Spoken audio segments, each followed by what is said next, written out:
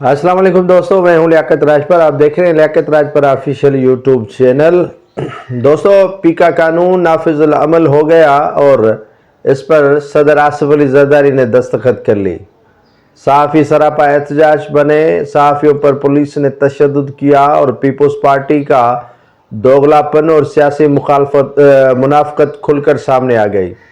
Pakistan peoples party के senator शीरी रहमान और दीगर ने कहा कि जब तक सहाफ़ी बरादरी या सहाफ़ी कलम के मेहनत करने वाले मेहनत कश जब तक राज़ी नहीं होंगे या मुस्लिम लीग नून के जो लीडरान हैं उनसे मुलाकात करके उनके खदशात पीका कानून के तहत ख़त्म नहीं करेंगे, तो ये कानून नाफिजुल अमल नहीं होगा और सदर आसिफ अली जरदारी दस्तखत नहीं करेगा। लेकिन आपने देखा कि दस्तखत भी हो गए और पीपल्स पार्टी ने सेनेट व कौमी असेंबली में भरपूर साथ दिया मुस्लिम लीग नून का।